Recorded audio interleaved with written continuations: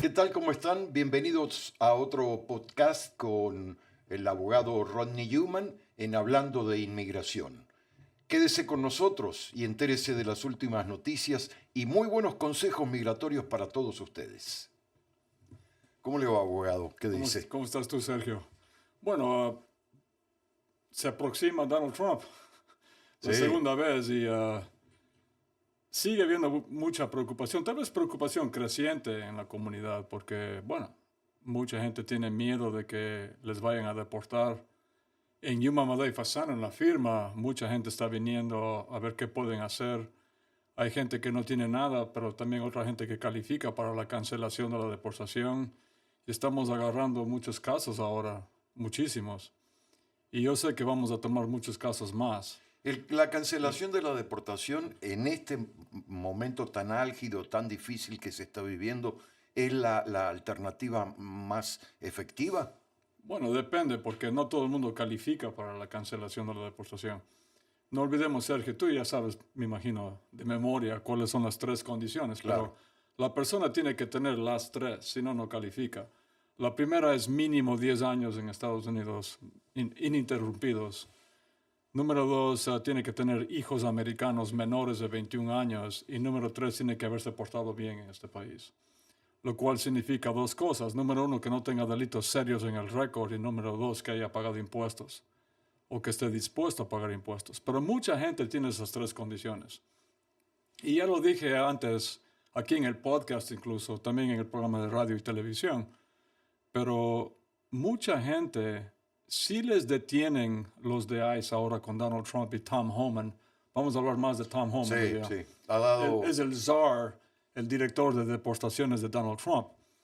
Pero mucha gente cuando les detengan bajo la Constitución de Estados Unidos, que no puede cambiar ni Donald Trump ni Tom Homan, by the way, bajo la 14ª enmienda hay el debido proceso, el due process.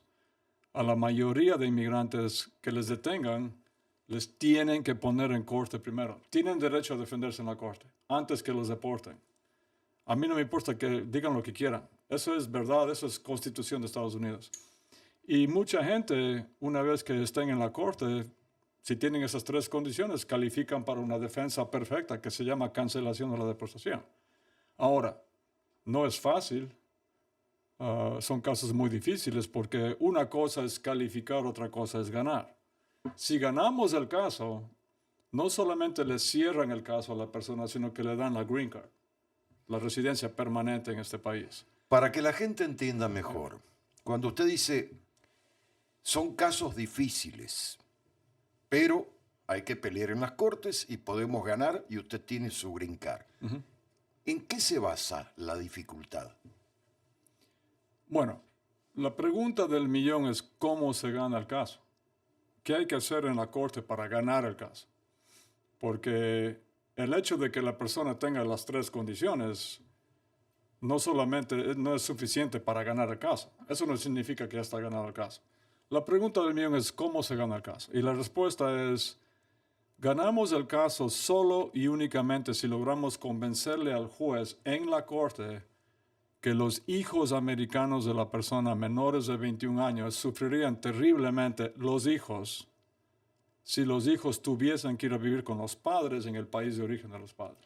Ok, pero eso ya es como un embudo, ya es la parte final, digamos.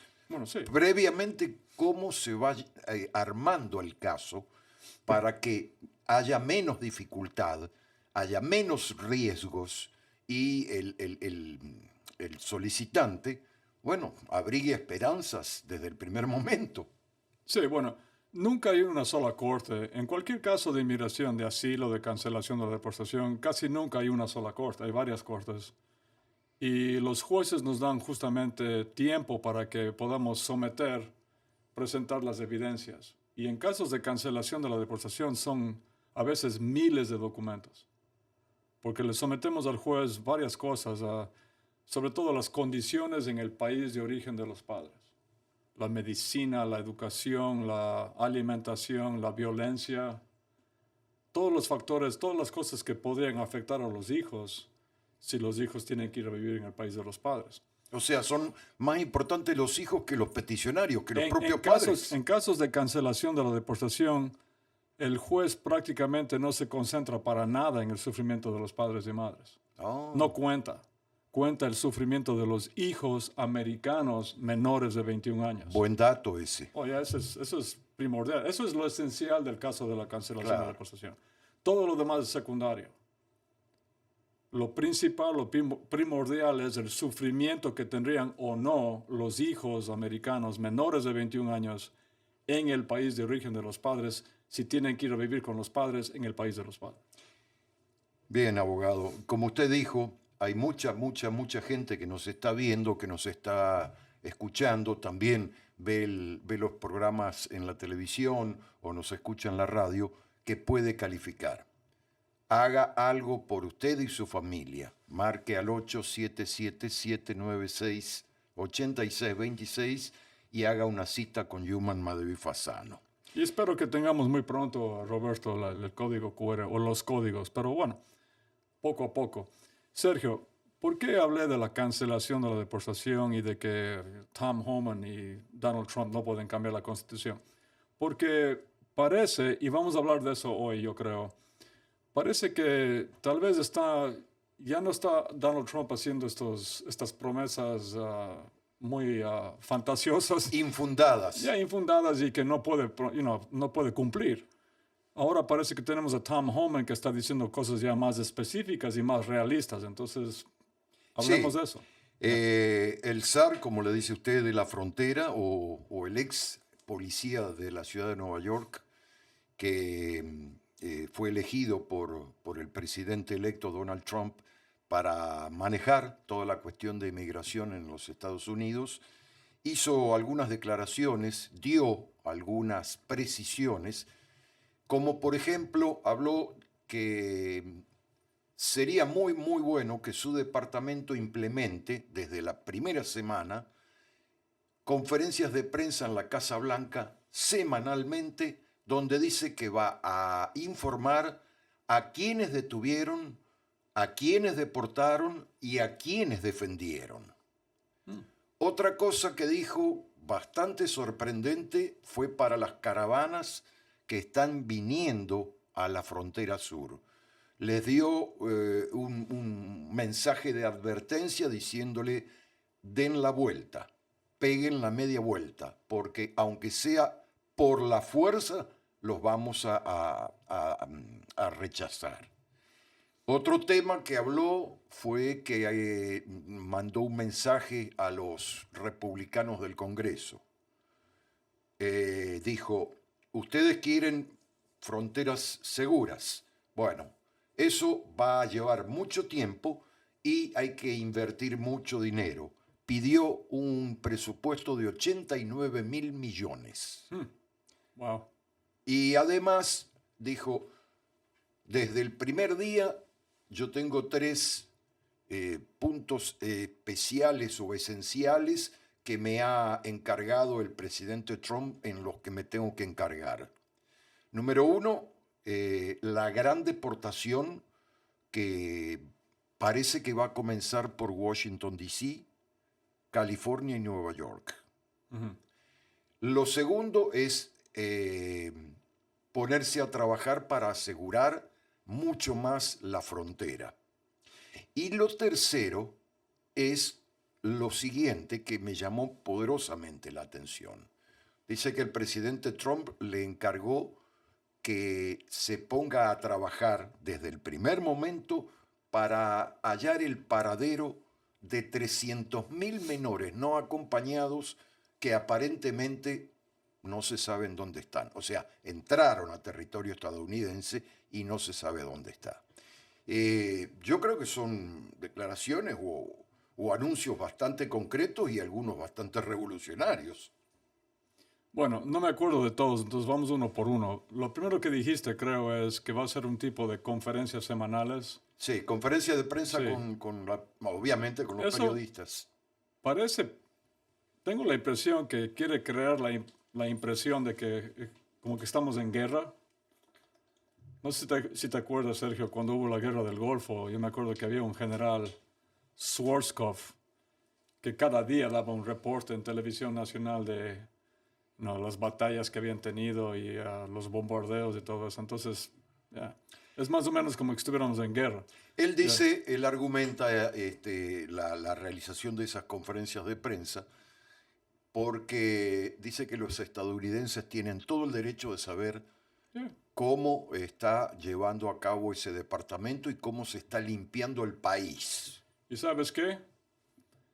Yo estoy de acuerdo y pienso, porque en todo esto nos olvidamos una vez más que la frontera ha estado mucho más asegurada desde mayo de 2024. Han deportado a más gente que desde el 2010. Parece que Joe Biden es el nuevo record holder de deportaciones. Antes era Obama, no era Donald Trump. Obama había deportado mucho más gente que Donald Trump. Y parece que tal vez ahora Biden deportó a más todavía. Y la frontera ha estado asegurada. Entonces, cuando advierte que las caravanas den media vuelta y todo eso, las caravanas no han ingresado a este país en mucho tiempo. Pero bueno, por lo menos, desde mayo del año pasado. Pero, tal vez es un error que cometió Biden al no hacer esto. Y tal vez por eso perdió las elecciones Kamala Harris. Porque hicieron mucho en la frontera, aseguraron la frontera. Prácticamente negaron el asilo a todos los que estaban en la frontera. Tú sabes esto, Sergio, porque hemos hablado en el programa de radio. Pero no avisaron a la gente, no avisaron a los americanos lo que han hecho. Y Donald Trump lo que hizo es comerciales muy fuertes diciendo que la frontera seguía abierta cuando no estaba abierta. También el tema, y por eso perdieron las elecciones Kamala Harris. También el tema económico, vamos a ser sinceros. Sergio, estamos hablando de inmigración, yo sé. Y nos alternamos tú y yo, porque una semana tú dices el último podcast que tal vez el tema de inmigratorio fue el más importante. Y yo dije, sí, pero la economía, y ahora es al revés. Pero claro, ambos son importantes. Sí, por supuesto. Pero estoy diciendo, estamos de acuerdo tú y yo que la economía siempre es el tema número uno. Pero tal vez ahí, al mismo nivel, estaba casi inmigración. Y aseguró mucho más la frontera, deportó a mucho más gente Joe Biden en el último año. Pero no dijo a nadie. Entonces, tal vez fue un error muy grande esto y tal vez hubiera sido diferente. Pero anyway, who cares? ya pasó. ¿Cuál fue el siguiente punto? El otro punto es el presupuesto que quiere que le apruebe el Congreso, 89.000 millones de dólares. Yeah. Él explicó brevemente cómo dice, no es tan fácil, dice, deportar un inmigrante. No, es caro.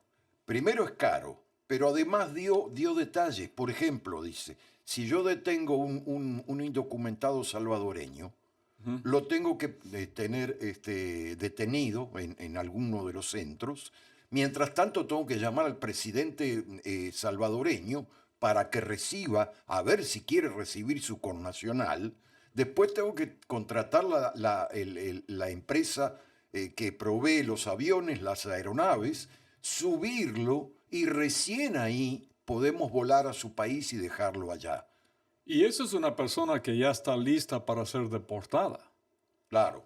No olvidemos que, como dije al principio de este podcast, de este episodio, mucha gente, antes de todo eso que dijiste ahorita, tenemos la pelea en la Corte de Inmigración, que a veces dura años. No a veces, casi siempre toma Bueno, años. Él dijo que iba a tratar de hacer todo el tramiterío que detalló.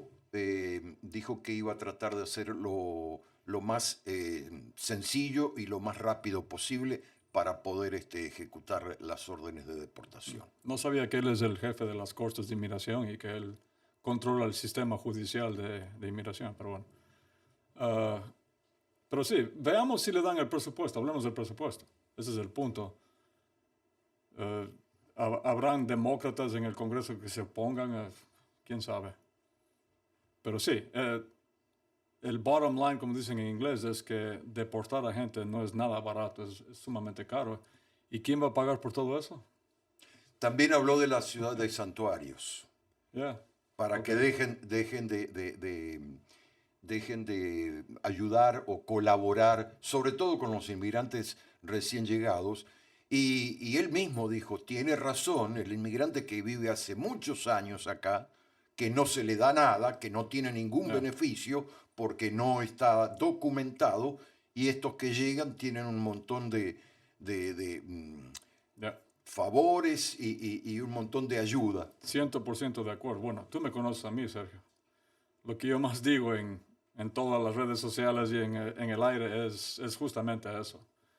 Y mis clientes, la mayoría, bueno, tenemos muchos clientes recién llegados, pero también tenemos muchos más que tienen 10, 15, 20, 25 años y todos se quejan. Se quejan de que no es justo, y es verdad, no es justo de que una persona que vino hace 20 años, que ha pagado impuestos, que se ha portado bien, que ha criado una familia aquí, no tenga nada, y una persona que llegó hace 6 meses tenga ya un permiso de trabajo. Eso no está bien, es injusto. Pero bueno, siguiente tema. Los 3 puntos que son las directivas que le dio Trump para que se encargue desde el principio. Deportaciones masivas, asegurar mucho más la frontera y localizar 300.000 menores no acompañados que están en el país y que llegaron solos a la frontera. Bueno, deportaciones masivas, hemos dicho esto y reiteremos, van a haber bastantes deportaciones. No van a haber millones de deportaciones, a menos que no sea 89.000 millones, sino 890.000 millones, algo así.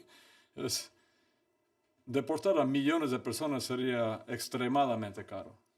Extremadamente caro. Y además, vamos a pelear los abogados de inmigración para la mayoría de inmigrantes y, como dije, califican para defenderse en la Corte de Inmigración.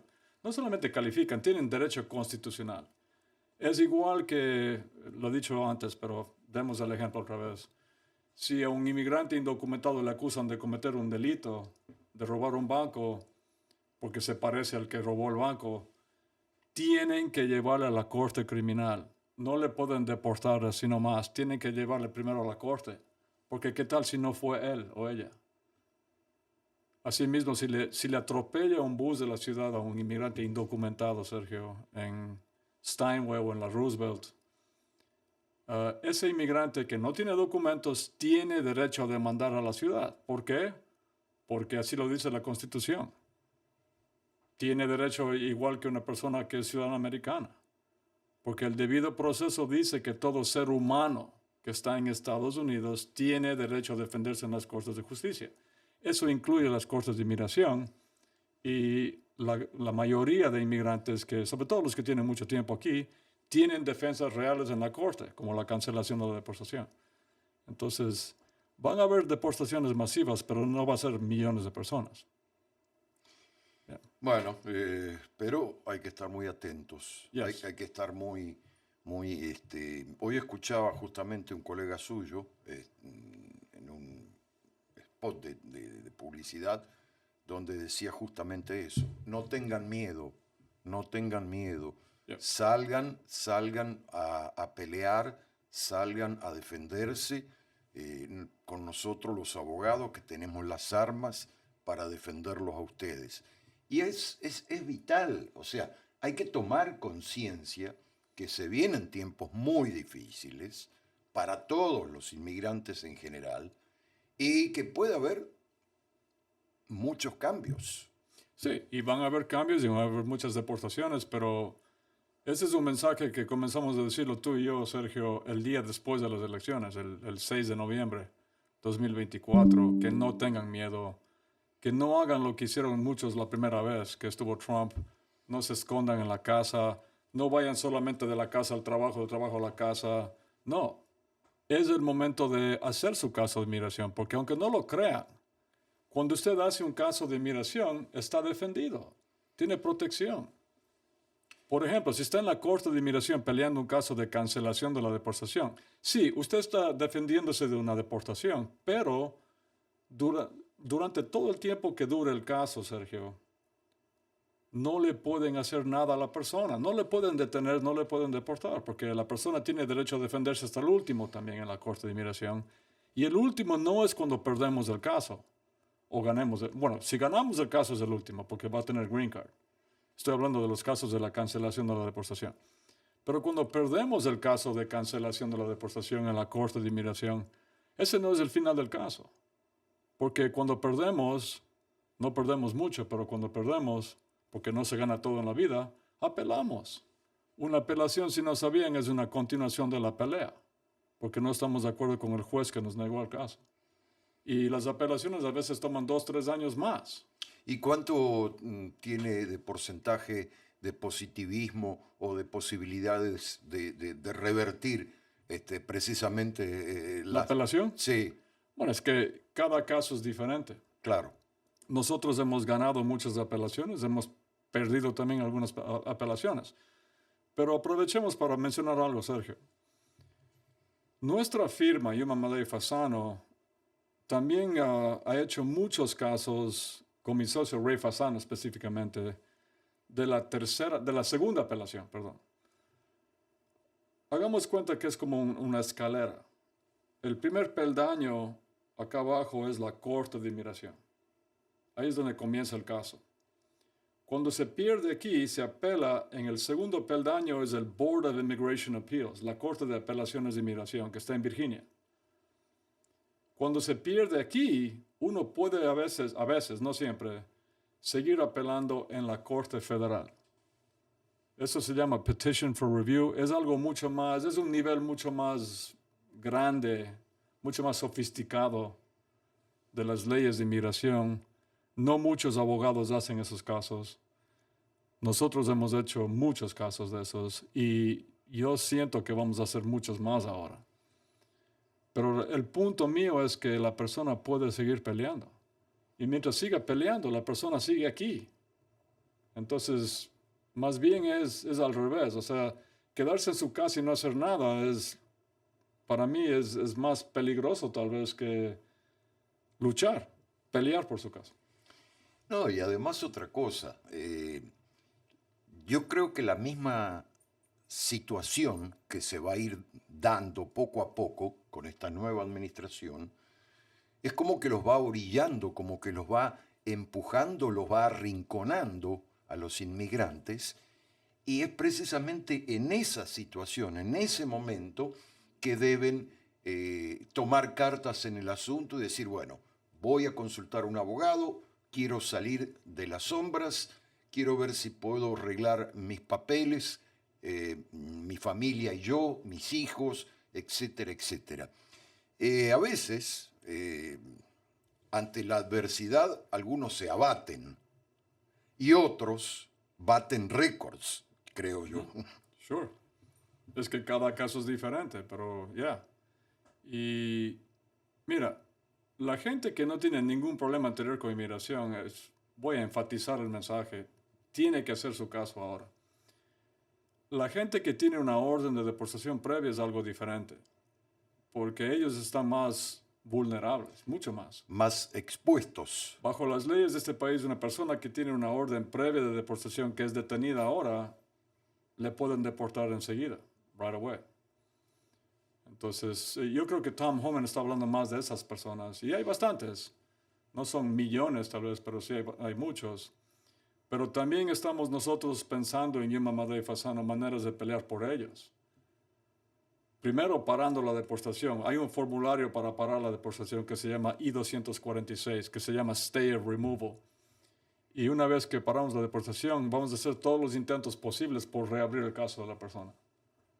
Atacando el Notice to Appear, hay diferentes estrategias, pero también vamos a pelear por ellos.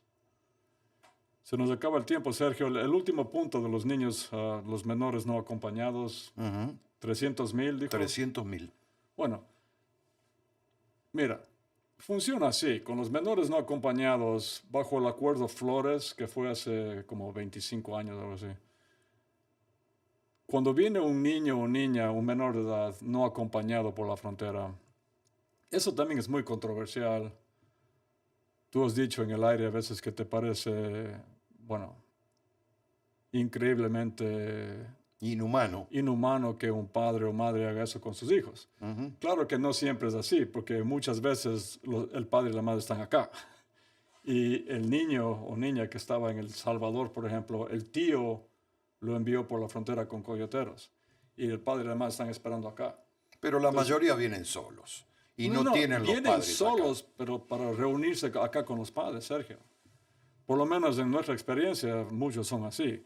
O sea, casi nunca yo he visto que el papá y la mamá están allá en México y le dicen chao al niño y que vaya solo. Eso no tiene sentido si lo piensas bien, Sergio. ¿Qué va a hacer un niño en Estados Unidos?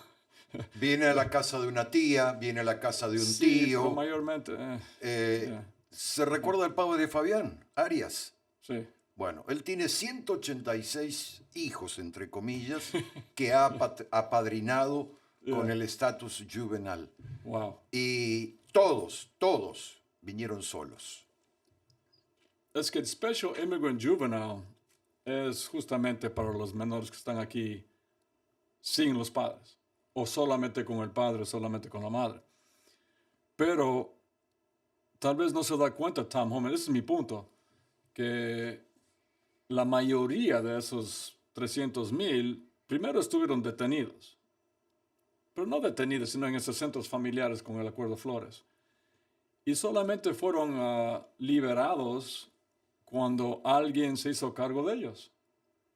Algún familiar, o el papá, o la mamá, o los padres, o una tía. Y muchos de ellos, los que están aquí sin los padres, o solamente con el padre, con la madre, están haciendo o ya hicieron un caso de Special Immigrant Juvenile Status, de la visa juvenil. Muchos ya tienen papeles. Él no puede deportar a ellos, a esos menores no acompañados. Entonces, mira, todo es muy complicado, todo es muy complejo. Nada es simple, entonces, mira, hagamos el punto una vez más, Sergio. Van a haber muchas deportaciones, hay mucha preocupación, mucho caos, tal vez pánico de la gente, alguna gente, pero tienen que hacerlo diferente que la primera vez. Tiene que tomar las riendas en sus manos y hacer su caso de inmigración. Tiene que tomar, como dicen en inglés, the bull by the horns, el toro por los cuernos. Y tiene que ser, como una vez más, como dice mi socio Ray Fasano siempre, tienen que ser leones, no ratones. Bueno, ya escucharon al abogado. Nos vamos hasta la próxima. Gracias por vernos. Roberto, ¿y la música? ¿No pusiste en la entrada? Gracias por vernos, gracias por seguirnos. Y recuerden, cada semana estamos con un nuevo tema, siempre detrás de ustedes los inmigrantes. Muchas gracias. No se den por vencidos nunca en inmigración. Muchas gracias. ¿Y esa música?